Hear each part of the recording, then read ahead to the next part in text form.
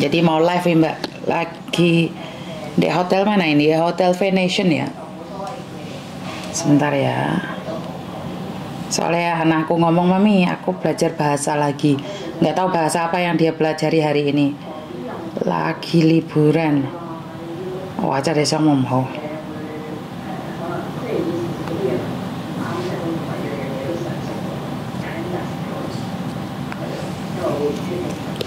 Reconnect. Jadi internetnya nggak kurang bagus ya ternyata di Makau. Jadi sangat sulit sekali reconnect terus.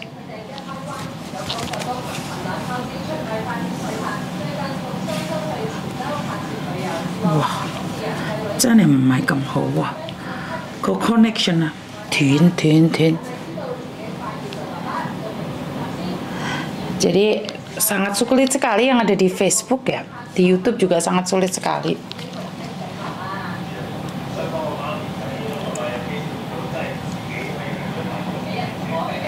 Siap.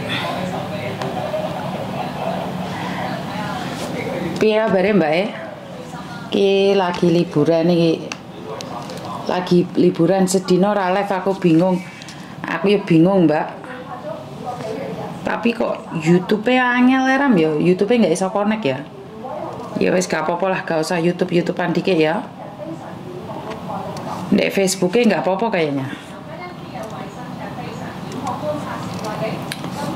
Jadi roto angel sinyalnya.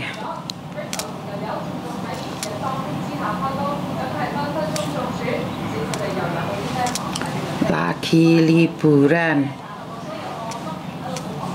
Anak wadus aja rame ya, bigo sama Facebook dulu ya wes, nurut kalian kurang penak piye to, kene iki wis penak terus.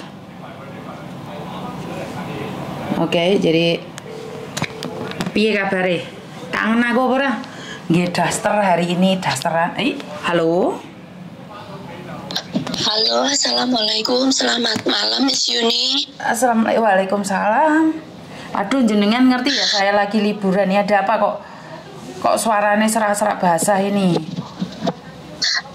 Begini Miss Yuni ya, maaf di sini aku mau nanya-nanya karena ini bukan saya pribadi yang ada masalah, tapi saudara saya ya Miss Yuni. Oke, tapi jadi, bukan ngibah kan Mbak, bukan mau mengenyek orang atau menyebarkan aibnya atau ngerasani enggak kan? Bukan ya? Bukan. Ini keponakan saya ini kan kurang lebih 7 bulan overstay ya Miss Yuni. Terus hari ini dia ditangkap sama Pak polisi kayak gitu. Terus? Saya sebagai kakaknya juga jujur sedih, tapi saya sadar kalau dia itu salah. Saya tidak tahu bagaimana prosesnya itu. Saya ingin Miss Yuni menjelaskan ini nanti anak dikeluarkan atau dipulangkan atau bagaimana Miss Yuni. Oke, sebentar. Oke, kalau di Hong Kong ditangkap nih ada beberapa hal. Apa yang dia lakukan, dia melanggar izin tinggal kah, atau dia bekerja di luar pekerjaan kah, atau seperti apa? Kan kita sama-sama nggak tahu nih, saman kan nggak tahu tuh ada apa kan? Yang saman tahu kan cuma overstay aja. Saya tahu. Apa? Saya tahu dia dalam perjalanan mau kerja, tapi di jalan dia ditangkapnya, nggak dalam tempat kerjanya. Oke. Artinya adalah dia berarti dia ditangkapnya karena overstay, bener nggak sih? Iya, dalam perjalanan. Dia ditanya paspor, ditanya KTP, terus KTP ini itu kan udah waktunya memperbarui kayak gitu. Oke, jadi akhirnya ditangkap terus dibawa kantor polisi. Kantor polisi mana nih kalau boleh tahu? Tadi itu di Sim Sacoy. Terus saya tanya sama polisinya, kan saya datang ke sana ya, izin ke majikan, saya mau ada urusan sebentar. Terus saya datang ke sana, saya tanya, aku pengen ketemu sama dia sebentar, nggak boleh kan sama polisinya. Terus saya tanya, ini anak mau kapan keluarnya? Terus polisinya bilang nggak tahu, mungkin ini mau dipulangkan ke Indonesia kayak gitu, Miss Yuni. Oke, sebenarnya saya tidak tahu ya seperti apa prosesnya dan bagaimana. Menurut pengalaman saya aja ya, saya jawab aja ya. Menurut pengalaman saya nih, iya, Miss Yuni. Kalau ada anak overstay itu ada dua kemungkinan. Kemungkinan dia di penjara, kemungkinan dia dilepas. Oke, kalau kemungkinan dia di penjara, diproses terus dideportasi. Tapi kalau di penjara, diinterogasi terus dilepas lagi, itu berarti dia punya rencana untuk ambil paperan. Ambil paperan adalah betul, ambil paperan adalah dia berhak untuk tinggal di sini. Nah, masalah penjaranya berapa lama untuk anak paperan itu tergantung. Ada yang 2 minggu, ada yang 1 bulan, ada 2 bulan, ada yang 3 bulan, ada yang 5 bulan, ada yang 6 bulan. Jadi saya tidak tahu ini kasusnya saudara Ninjenengan yang seperti apa dan bagaimana. Makanya saya tidak bisa ngasih tahu nih seperti apa keputusannya, karena satu-satu orang nggak sama.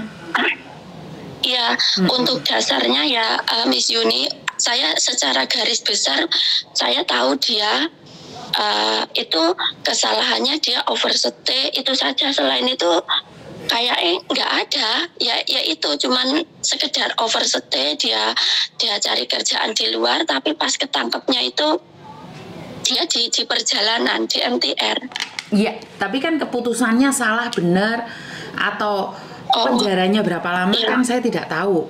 Makanya saya tidak bisa mengatakan berapa lama. Karena itu saya menurut pengalaman saya ada yang 2 minggu, ada yang 1 bulan, ada yang 3 bulan, ada yang 6 bulan, ada yang 15 bulan. Sekali lagi saya tidak bisa benar-benar tahu berapa lama karena sampean dan saya tidak tahu kasusnya apa. Kan setahu aja itu.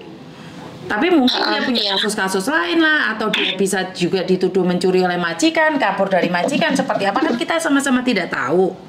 Benar nggak? Iya, Miss Yuni. Kalau misalkan misalkan dia itu kesalahannya karena ya itu tadi kurang lebih dia itu overstay sekitar 7 bulan, terus dia itu waktunya perpanjang KTP, tapi dia KTP-nya kan tidak bisa diperbarui karena dia udah overstay. Itu kemungkinan langsung dideportasi atau masih ada kesempatan di sini, Miss Yuni. Dan kalau misalkan dia itu dideportasi, bisakah dia kembali ke Hong Kong untuk bekerja? Oke, sekali lagi seperti yang saya jelaskan, kalau dia sudah overstay, ketangkep, dideportasi, itu 100% saya katakan tidak bisa kembali lagi ke Hong Kong.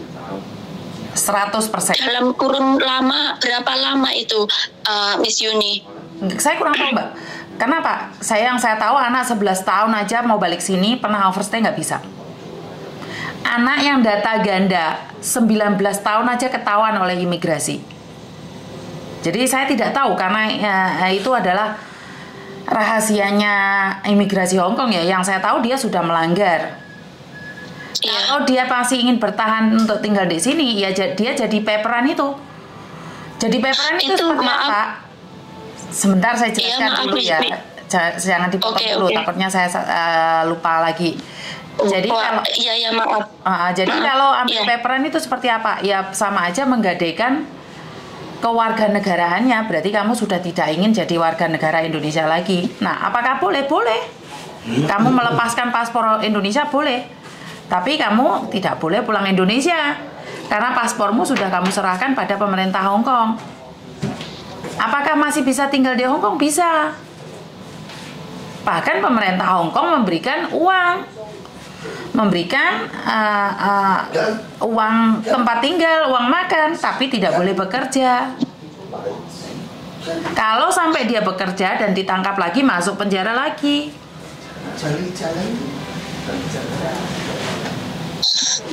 Kalau misalkan dia itu memang mengambil keputusan untuk jadi paperan, untuk selamanya dia tidak boleh kembali ke Indonesia kah? Karena untuk syarat menjadi paperan itu harus ada syaratnya loh, Mbak. Kenapa dia dikasih paperan? Karena nyawanya terancam. Kalau enggak berarti dia berbohong. Paham nggak? Untuk mengambil paperan ada surat-suratnya, ada syarat-syaratnya loh. Ada 75 pertanyaan loh. Kemarin aja ada anak yang menyesal ambil paperan. Saya takutnya juga kayak gitu Kak, Miss Yuni, karena gini loh, aku takutnya sekarang dia sudah tidak bisa dihubungi ya. Terus dia mengambil keputusan yang sebenarnya kayak apa ya, kayak merugikan diri sendiri sebenarnya.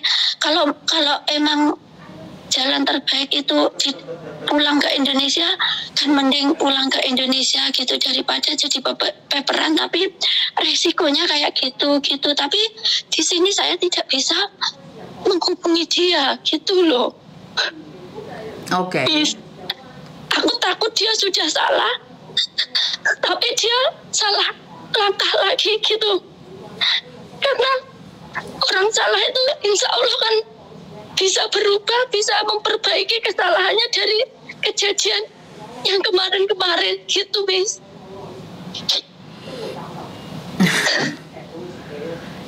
Karena tidak ada yang bisa memaksakan ya Mbak ya, karena mungkin dia tergiur oleh omongan orang lain juga, jadi sulit ya. Karena dia sebenarnya adik kandung saya.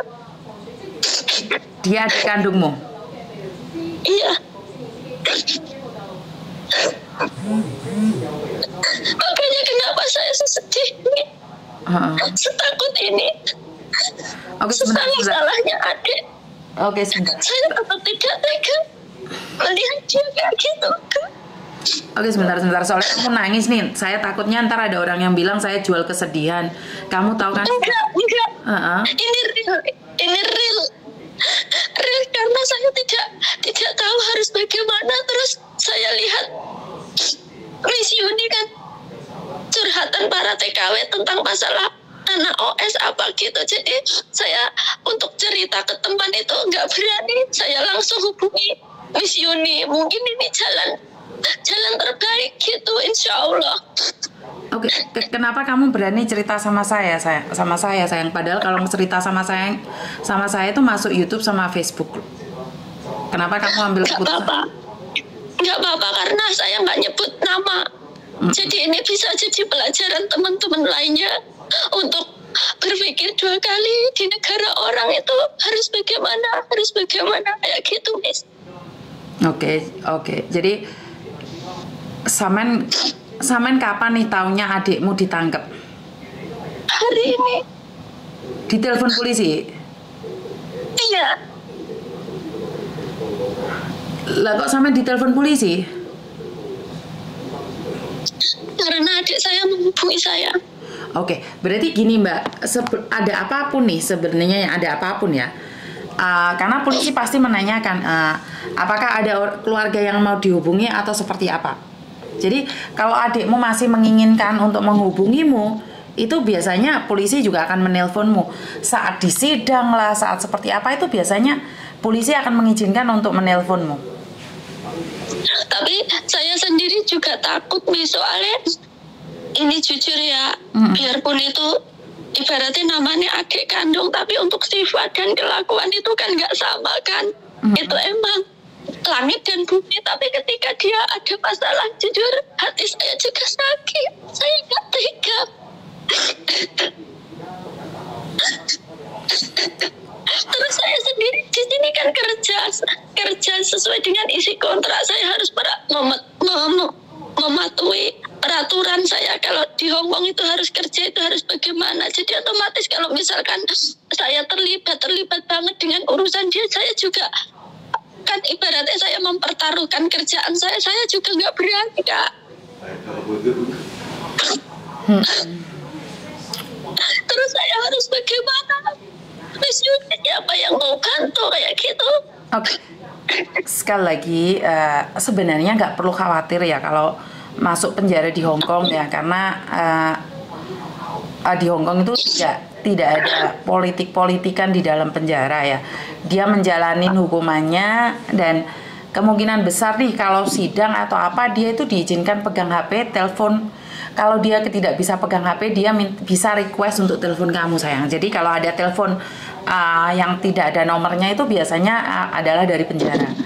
Jadi sebenarnya apakah sengenes apapun, karena ada beberapa anak yang cerita sebenarnya di Hong Kong itu apa ya, bukan di penjara itu sangat bagus ya, enggak juga, tapi nggak perlu khawatir gitu loh. Saya takutkan gini Miss Yuni, kalau misalkan itu paperan kan bener ya, ini saya jujur, saya sama sekali tidak tahu itu tentang OS. Kalau misalkan ditangkap polisi itu gimana peraturannya. Jadi setelah saya dengar kayak gini, jujur saya takut banget, saya ketakutan sekali. Ini nanti kalau misalkan benar-benar dia mengambil paper, gimana suatu saat dia tidak bisa kembali ke Indonesia, sedangkan kita asalnya dari Indonesia, keluarganya asal-usulnya dari Indonesia, gitu Mas. Oke, jangan berpikir terlalu panjang. Tidak semua seburuk yang kamu pikirkan. Yang penting sekarang berdoa dulu. Keluarga yang ada di Indonesia sudah tahu belum? Tidak, aku kasih tahu karena saya tidak mau orang tua apa gitu berpikir, ya otomatis kan dia mikir kan itu nggak tak kasih tahu. Ya cuman langsung saya dari kantor polisi sih Usah Coy, ya nangis ya, jujur sepanjang jalan aku nangis. Yang aku ingat langsung aku harus minta bantuan siapa, yaitu langsung ingat Miss Yuning ini. Oke, jadi terima kasih udah ingat saya sedih. Dan sekali lagi saya bilang nih, doa satu orang nggak didengar. Kalau doa banyak orang pasti didengar. Kenapa tidak berkata jujur pada keluarga? Minta doa supaya dia tidak berpikir untuk ambil paperan. Bener nggak sih? Apakah kamu kuat nih suatu saat disalahin? Bener nggak? Gini, soalnya untuk keluarga itu kan ya cuman ibu kan, jadi nggak ingin ibu sedih. Oke. Gitu. Tapi berapa lama sampean bisa berbohong? Saya nggak tahu, tapi saya hanya ingin masalahnya selesai gitu aja tanpa orang tua atau keluarga di rumah tahu, ya gitu. Saya hanya ingin yang terbaik, kayak gitu aja Miss Yuni. Kalau saya pribadi berpikir seperti ini Mbak, saya pribadi nih, kalau ada masalah itu feeling orang tua itu lebih kuat. Kamu bisa berbohong sama dia, tapi berapa lama? Ini yang pertama. Dan kedua, kesehatan orang tua tidak menentu juga kalau kamu jujur. Sebenarnya kamu pikir lagi sih, kalau nggak jujur juga boleh, jujur juga boleh. Tapi kalau kamu jujur sama orang tuamu, kelebihannya adalah agar orang tuamu berdoa agar adikmu nih nggak berpikir untuk ambil paper. Jadi kamu bisa menjelasin ke orang tuamu, sayang. Ngerti nggak? Jadi apakah itu sangat berat sekali? Ya tentunya sangat berat sekali ya. Tapi aku cuman kayak gini loh Kak, aku tuh pengen setelah aku ke kantor polisi itu kan terus HP-nya sudah nggak bisa dihubungin. Terus aku scroll YouTube siapa itu, YouTube Miss Yuni itu kan ada video yang mending ada yang nyesel ambil paperan kayak gitu. Nah itu aku langsung ketakutan. Tapi aku mau ngasih nasihat ke adik aku, kamu jangan ambil paperan, kamu pulang aja gitu. Tapi nggak bisa Miss, itu yang aku sekarang takutkan. Aku takut dia salah lagi. Ini sudah salah ya Miss Yuni, dia udah OS, otomatis dia itu salah. Dan di kesalahannya ini aku nggak pingin dia melakukan kesalahan yang kedua kali lagi di negara orang Kak. Ngerti. Sekarang nih dia di penjara. Kita sama-sama tidak tahu apa yang dia pikirkan kan, benar nggak sih? Jadi seperti yang saya katakan, doa bisa merubah segalanya. Karena itu saya bilang sama jenengan, karena kita tidak bisa kontak telepon, kan kita bisa kontak batin sih sayang. Bener nggak sih kalau saya ngomong kayak gini? Yang bisa kontak batin paling dekat siapa sih? Kan ibu. Bener gak? Kalau secara logika saya berpikir, kenapa saya bilang coba berjujur sama ibu? Karena ibu itu kontak batinnya paling kuat. Iya, iya ya, ngerti Miss. Jadi gini loh, kita itu tidak bisa kontak dia lewat telepon, kita kontak batin, kita doakan. Ingat loh, hanya Tuhan yang bisa membolak-balikan hati manusia loh. Jadi dengan apa? Dengan doa. Kalau nggak doa, gimana? Kita nasehatin dia kalau nggak dia ngengkel. Jadi itu berarti kalau ini kembali ke itu ya Miss Yuni, maaf ini aku belum puas kayak gitu. Untuk paperan itu dia tidak boleh kembali ke Indonesia ya? Itu menurut sampai peraturan. Nanti. Itu menurut peraturan ya. Ada pengampunan atau tidak kan prosesnya juga sulit. Masih ingat kan ada masnya yang sampai lumpuh itu nggak pulang itu? Ada itu kasusnya masnya OS sampai lumpuh, istrinya nyuruh dia pulang, dia pun tetap nggak mau pulang. Ada kok. Ada beberapa. Itu kenapa nggak mau pulang itu Miss Yuni? Kan dia paperan. Alasannya? Kan dia paperan. Jadi nggak bisa pulang ke Indonesia? Nggak bisa pulang. Untuk ngurusi surat-suratnya kan sangat berat sekali. Kan dulu paspornya sudah digadaikan. Kewarganegaraannya kan udah digadaikan. Dia kan udah nggak punya paspor. Kalau paperan kan nggak punya paspor sih Mbak. Tahu nggak kenapa mereka bisa ambil paper? Dari 90% itu alasannya nyawanya terancam di Indonesia. Kan padahal nggak akan ada yang ngancam nyawa kita kan. Otomatis dia akan membuat pernyataan yang bohong. Takut dibunuh siapalah, seperti ini, seperti itu. Nah, karena orang Hongkong itu sangat baik sekali membantu manusia dan memanusiakan manusia, maka mereka memberikan surat izin tinggal di Hongkong dengan nama paper.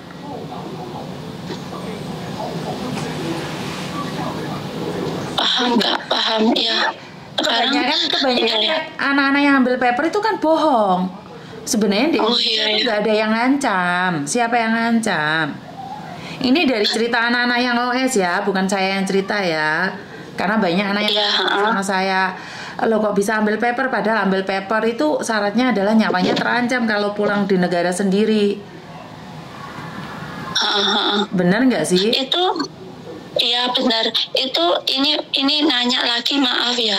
Itu anak yang ngambil paperan itu sebenarnya tahu nggak resikonya paperan itu gimana kok segampang itu dia mau jadi paperan kayak gitu? Saya rasa mereka tahu Mbak.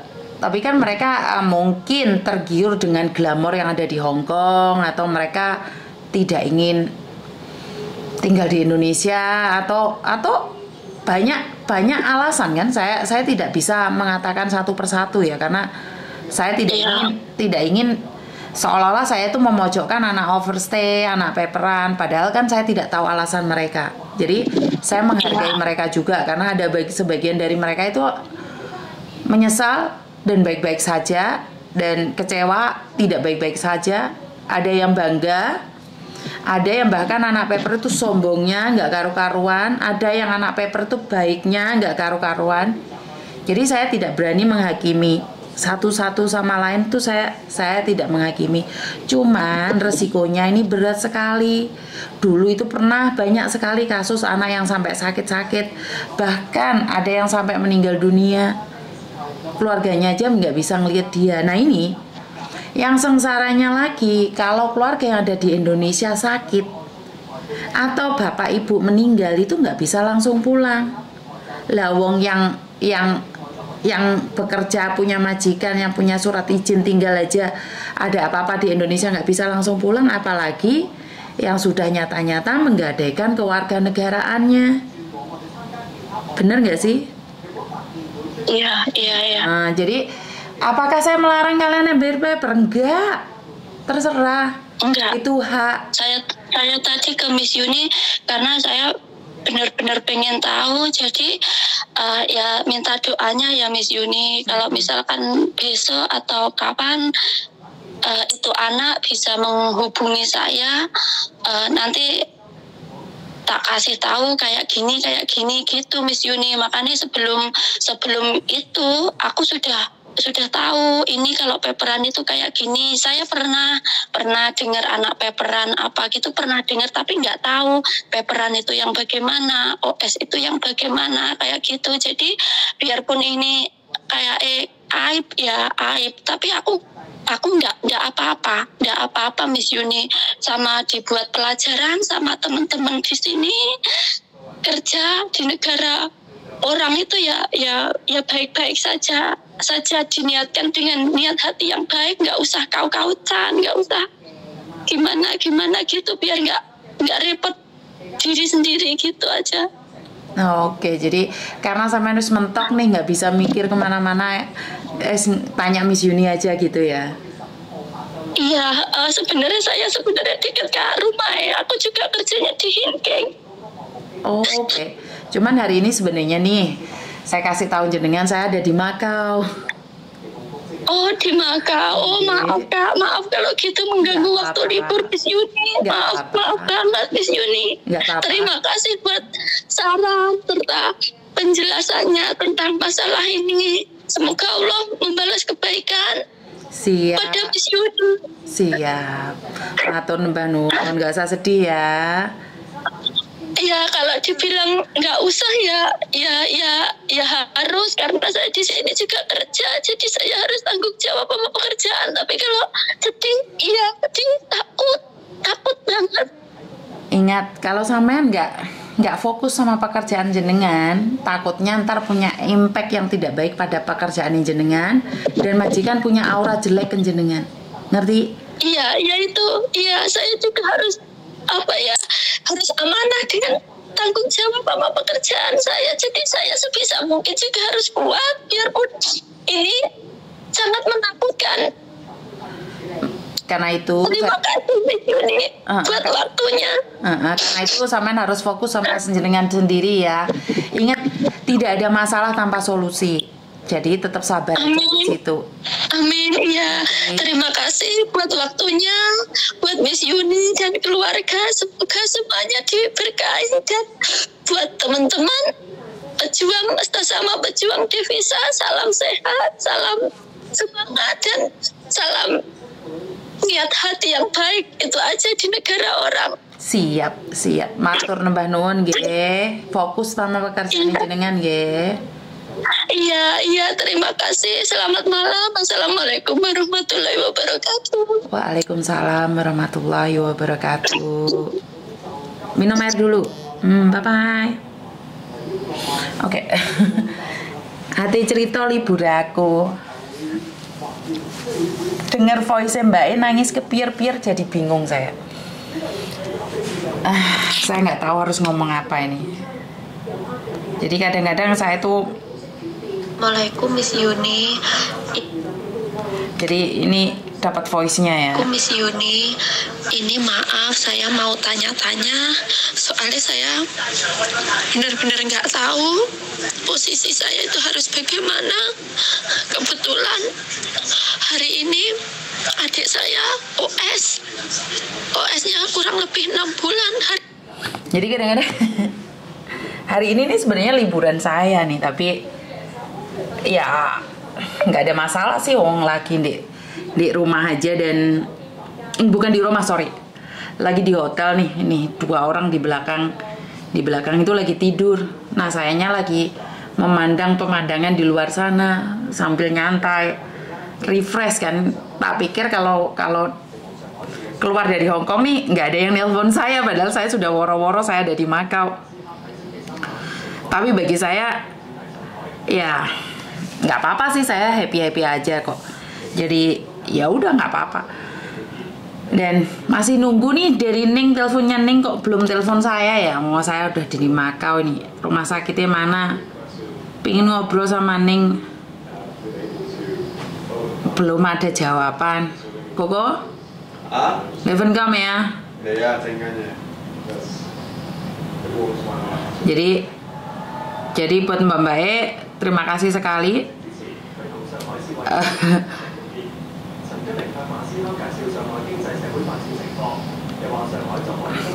Bentar ya. Jadi saya banyak saya ada nih satu voice ya, saya kurang tahu dari mana. Voice-nya Bang Martin mengatakan apa ya tadi ya? Sebentar. Ada, cuman saya belum berkomunikasi dengan Bang Martin tentang sesuatu apa saya kurang tahu ya.